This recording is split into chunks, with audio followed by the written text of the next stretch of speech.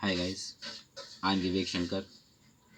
In previous lecture, I discussed about the representation of half cells like anode half cells as well as cathode half cells and complete cell and its reactions and how to apply Nast equation.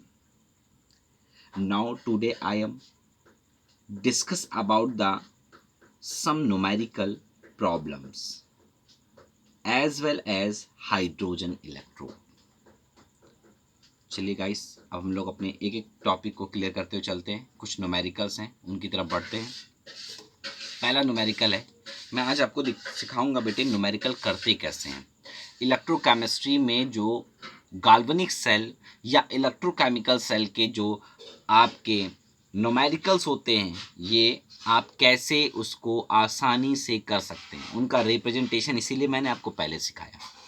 आज मैं आपके सामने minimum 2 अच्छी problems रखूंगा, उसके साथ मैं discussion करूंगा। आफ्टर दैट मैं आपको क्या करूंगा, मैं आपको 2 न्यूमेरिकल दूंगा आपके घर से करने के लिए, जिसको आपको मुझे करके उसका आंसर मुझे सेंड करना होगा। और मैं आज एसएचई के बारे में भी डिस्कस करूंगा। स्टैंडर्ड हाइड्रोजन इलेक्ट्रोड बहुत इंपॉर्टेंट टॉपिक है बेटे, बोर्ड एग्जाम में बहुत इससे क्वेश्चन पूछे जाते हैं और आप समझ लीजिए आईआईटी में भी इससे बहुत क्वेश्चंस आते हैं।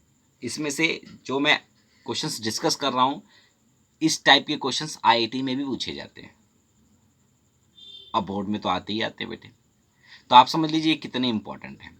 चलिए, पहला मैं आपके सामने क्वेश्चन रखता हूँ, उसको कैसे सॉल्व करना है, कैसे क्या करना है वो देखिए। पहला क्वेश्चन है कैलकुलेट। देखिए, मैं एक ही क्वेश्चन में सारी चीज़ों से पूछ रहा हूँ, सारी चीज़ें पूछूंगा, आपको हर एक चीज़ का मतलब पता होना चाहिए, ठीक है। तो मैंने देखा ही लिखा है क्वेश्चन नंबर 1 में, देखिए ये क्वेश्चन को पढ़िए। हाँ बिल्कुल पढ़िए, क्या लिखा है बेटा? हाँ बिल्कुल सही। Calculate E cell. सबसे पहले आपको क्या कैलकुलेट करना है? E cell, inert cell of the following cell, also write the half cell and complete the cell reaction. आपको क्या करना है? आपको हाफ सेल लिखना है, उसकी रिएक्शंस को लिखना है, कंप्लीट सेल की रिएक्शंस को लिखना है। ये सारी चीज़ें आपसे पूछी गई।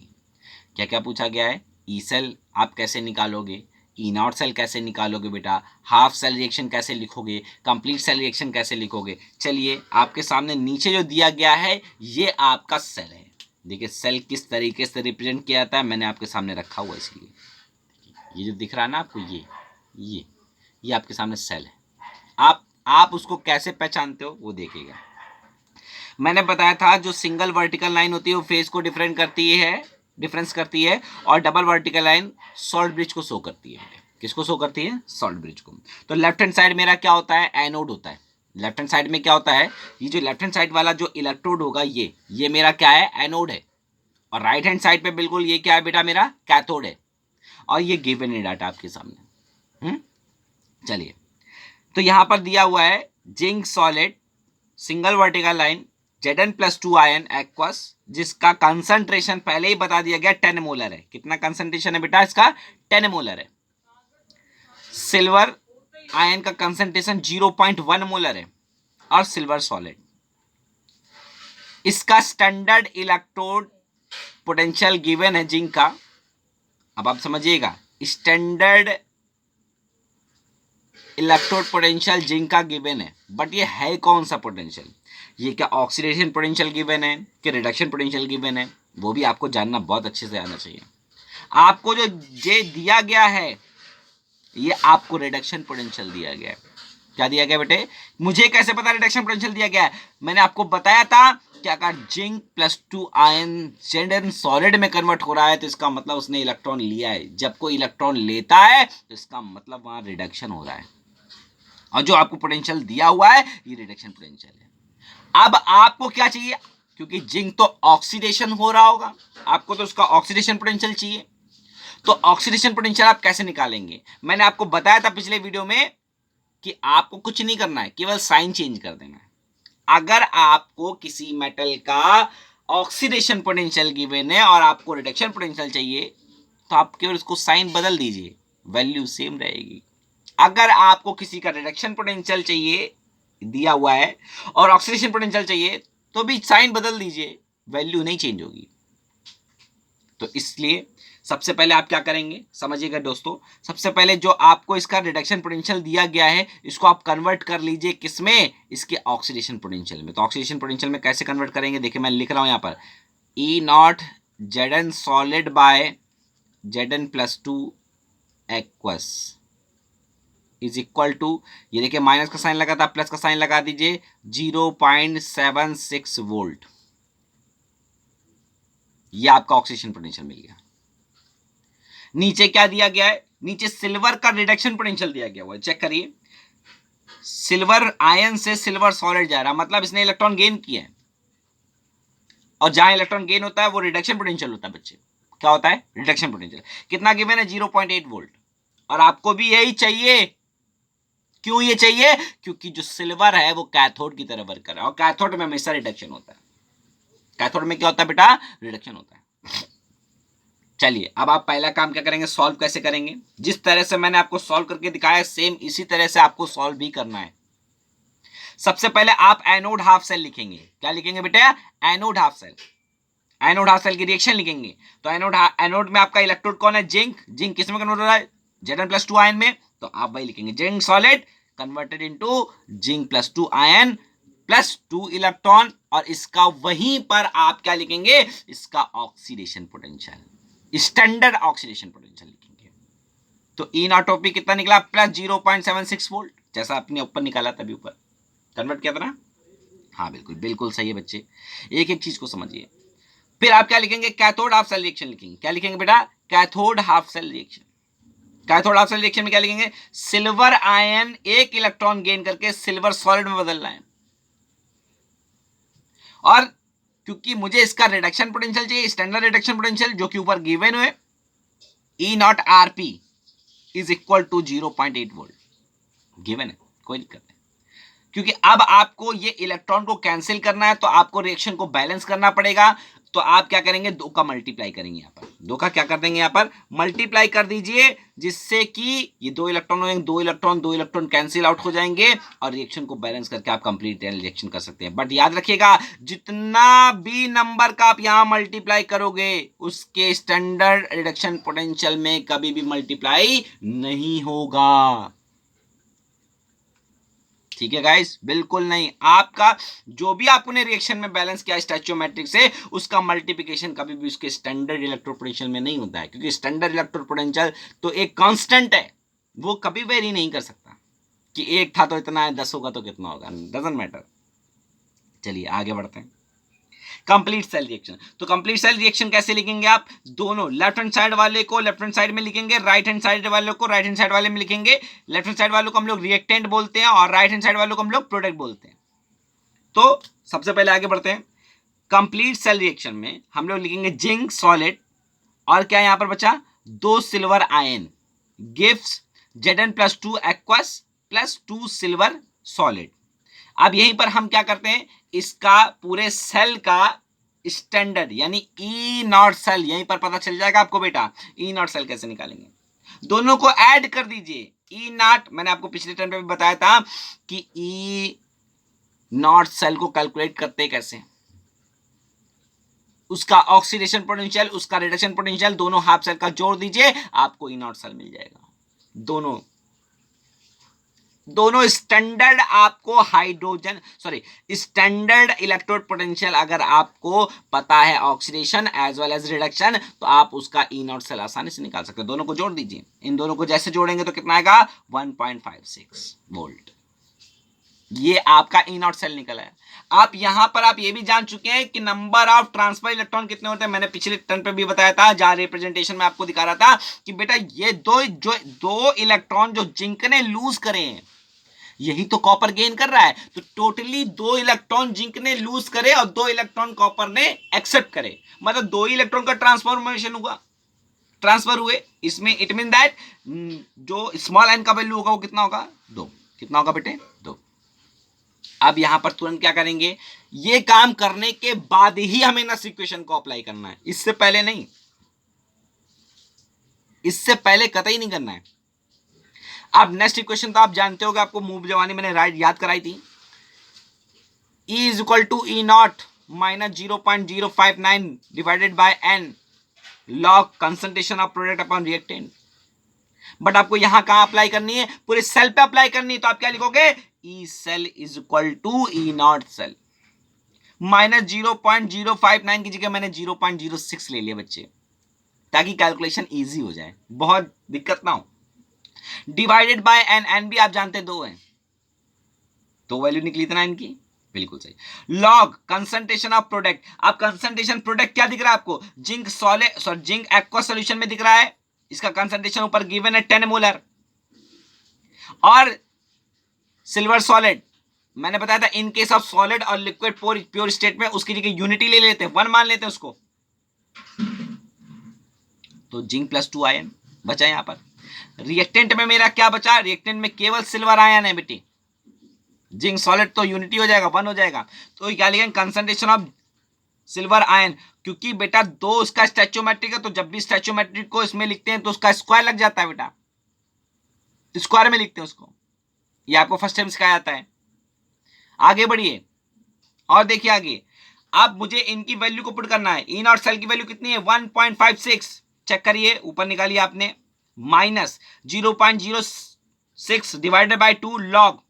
अच्छा बताइए, जिंक प्लस 2 आयन का कंसंट्रेशन कितना था, 10 मोलर, रख दीजिए 10। बताइए सिल्वर आयन का कंसंट्रेशन कितना था, 0.1 मोलर का स्क्वायर करिए, स्टैचोमेट्रिक सॉल्व करिए, लॉग पूरा सॉल्व करना आना चाहिए आपको। ये क्या लिखा हुआ है आपके सामने, पहले तो इसको जानना सीख लीजिए, लिखना सीख लीजिए। आपको लॉग के 3 फॉर्मूले हमेशा याद रखने हैं, विदाउट लॉग आप इसको आंसर नहीं निकाल सकते। और अगर अभी भी आपने लॉग टेबल निकालना नहीं सीखा है या लॉग निकालना नहीं आता है, तो आप दीपक सर या कोई भी मैथ टीचर्स जो आपके स्कूल में हो उनसे कांटेक्ट कर सकते हैं, उन्होंने एक वीडियो इसके ऊपर ऑलरेडी बना रखा है, नहीं तो मैं सिखा दूंगा, ठीक है बेटे। चलिए फिर भी मैं आपको यहीं पर डिस्कस करता हूँ, इस चीज को जरा सोचिएगा, समझिएगा बात को। अब log m by N, log m by M क्या होता है, लॉग m माइनस m, पढ़ा है कहीं फॉर्मूला, इंटर में हो, फर्स्ट ईयर में पढ़ाया जाता है, हाई स्कूल में, ये याद रखिएगा फॉर्मूला। तो जैसे ही मैंने ये लॉग सॉल्व करूंगा तो वैल्यू कितना आएगा, 3, कितना आएगा 3। अब 1.56 माइनस 0.03 इंटू 3, ई सेल निकल के आ गया 1.47 volt, that's your answer. But ये याद रखिएगा कि आपको ये निकालना आना चाहिए, इसके निकाले बिना आपसे काम नहीं होगा बच्चे। तो गाइस आपको समझ में आ गई ये बात बिल्कुल अच्छे से। चलिए अब मैं अपने दूसरे क्वेश्चन की तरफ बढ़ता हूँ। दूसरा क्वेश्चन क्या है, देखिए मैंने आप सारी चीज़ें आपको निकालनी है। देखिए मैंने दूसरा क्वेश्चन लिखा हुआ है, एक सेल का रिप्रेजेंटेशन आपके सामने दे दिया, copper solid single vertical line, copper sulphate का एक्वा सोल्यूशन है, salt bridge, silver chloride ion silver chloride single vertical line, silver solid. तो आपके पास 2 इलेक्ट्रोड दिए हैं, एक है आपका एनोड पे है आपका कॉपर और कैथोड पे आपका सिल्वर। इसका कंसंट्रेशन 2 मोलर दिया गया है और इसका कंसंट्रेशन नहीं दिया गया बच्चे। कभी कभी क्या करेगा, इसका कंसंट्रेशन नहीं देगा, इसका KSP दे देगा। क्या दे देगा बेटा, इसका KSP। और KSP से आपको इसका कंसंट्रेशन निकालना पड़ेगा, वो मेथड मुझे सिखाना आपके से बहुत जरूरी है। तो इसका KSP दे देगा, पार्शियली सॉल्युबिलिटी आपको दे देगा और बोलेगा, और ये तो गिवन ही रहेगा आपके में, यहां पर आपको दे दिया गया standard reduction potential of copper, आपको चाहिए था इसका ऑक्सीडेशन पोटेंशियल, तो माइनस साइन यहां पर चेंज कर लीजिएगा, साइन चेंज करके वैल्यू बिल्कुल क्लियर रख लीजिएगा। यहाँ पर आपको रिडक्शन पोटेंशियल की जरूरत है, क्योंकि जो सिल्वर का आपका क्या है बेटा, सिल्वर का क्या है आपका कैथोड, बिल्कुल सही, तो वहाँ पर रिडक्शन होना है, तो रिडक्शन पोटेंशियल गिवन है, अच्छी बात है। चलिए अब इस क्वेश्चन को आप कैसे करेंगे सॉल्व, बढ़िए आगे। पहले क्या करेंगे, एनोड हाफ सेल की रिएक्शन लिखेंगे, फिर क्या करेंगे, कैथोड हाफ सेल की रिएक्शन लिखेंगे। एनोड सेल की रिएक्शन में क्या करेंगे, copper solid, copper +2 aqueous ion में जा रहा है, 2 इलेक्ट्रॉन लूज कर रहा है, तो उसका मुझे ऑक्सीडेशन पोटेंशियल चाहिए, तो क्या निकला उसका oxidation potential, standard oxidation potential क्या निकला, माइनस का 0.34 वोल्ट। और कैथोड हाफ सेल रिएक्शन लिखेंगे तो सिल्वर आयन एक इलेक्ट्रॉन गेन करके सिल्वर सॉलिड बदल रहा है, मतलब उसको मुझे क्या चाहिए, उसका रिडक्शन, स्टैंडर्ड रिडक्शन पोटेंशियल चाहिए, जो कि आपको क्या दिया हुआ है, गिवन है 0.8 वोल्ट। अब रिएक्शन को बैलेंस करने के लिए, क्योंकि आपको इलेक्ट्रॉन इलेक्ट्रॉन को कैंसिल आउट करना है, तो आप क्या करिए, सिंपल नंबर से मल्टीप्लाई कर दीजिए, 2 से मल्टीप्लाई करिए, कैंसिल हो जाएगा, रिएक्शन को बैलेंस करके नीचे लिख दीजिए, और यहीं पर आप E0 सेल को कैलकुलेट कर लीजिए। किसको कैलकुलेट कर लिया बेटा, E0 सेल को आपने कैलकुलेट कर लिया, कितना निकला, 0.46 वोल्ट। क्या निकला बेटा, 0.46 वोल्ट। चलिए गाइस आगे बढ़िए।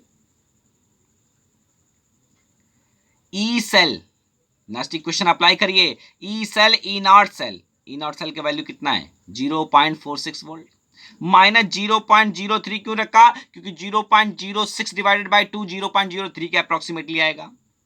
लॉग कंसंट्रेशन ऑफ प्रोडक्ट आपको क्या दिख रहा है, कंसंट्रेशन प्रोडक्ट में आपका ये आयन का कंसंट्रेशन चाहिए, क्योंकि ये तो यूनिटी हो जाएगा। कंसंट्रेशन ऑफ रिएक्टेंट में आपको चाहिए तो सिल्वर आयन का मिलेगा, क्योंकि ये जो कॉपर का सॉलिड है, ये तो सॉलिड में मैंने बताया था यूनिटी होता है, वहां पर 1 लेते, तो कंसंट्रेशन ऑफ आपको क्या चाहिए, कॉपर आयन चाहिए, और कंसंट्रेशन ऑफ सिल्वर आयन का स्क्वायर चाहिए, क्योंकि उसका स्टैचोमेट्रिक हमेशा उसके पावर में जाता है। सॉल्व करिए। अभी आपको करना क्या है वो देखिए, आप ये नीचे वाले स्टेप में नहीं आ पाएंगे, क्योंकि आपको कंसंट्रेशन तो ऊपर वाले का गिवन है, नीचे वाले कंसंट्रेशन पता ही नहीं है भैया, इसका तो मुझे केएसपी बताया गया है, गिवन केएसपी है, तो अगर आपको केएसपी गिवन है तो केएसपी हमेशा इक्वल होता है सॉल्युबिलिटी के स्क्वायर के, तो S इज इक्वल टू क्या हो जाएगा, रूट KSP। तो S is equal to KSP कितना है, 10⁻⁻10, तो S कितना निकला, S निकला, S सॉल्युबिलिटी निकला या कंसंट्रेशन जो निकला 10⁻⁻5 निकला है। कितना निकला बेटा, 10⁻⁻5। ये याद रखिएगा, इसीलिए मैंने इसको बताया है, बहुत इंपॉर्टेंट है, IIT में इसी टाइप की प्रॉब्लम पूछी जाती है, बोर्ड एग्जाम में भी इस टाइप की प्रॉब्लम पूछी जाती है, कि आपको क्या कर रहा है, इलेक्ट्रोकेमिस्ट्री ले रहा है, साथ में आयनिक इक्विलिब्रियम को भी ऐड कर दे रहा है, और पूछ रहा है आपसे क्वेश्चन ये। चलिए आगे बढ़िए, करिए। 0.46 वोल्ट, ये क्या आपका E0 सेल है, minus 0.03 log 2 by concentration of 2, क्यों, क्योंकि 2 मोलर कंसंट्रेशन गिवन था, किसका, कॉपर का, और 10⁻⁻5 आपने मोलर कंसंट्रेशन निकाला है, किसका, सिल्वर का, और स्टैचोमेट्रिक उसका 2 है, तो उसका स्क्वायर में चला जाएगा। सॉल्व करिए, 0.46 माइनस 0.03 इंटू 10⁻10.3, जब ये लॉग को आप सॉल्व करोगे तो वैल्यू कितनी आएगी, 10.3।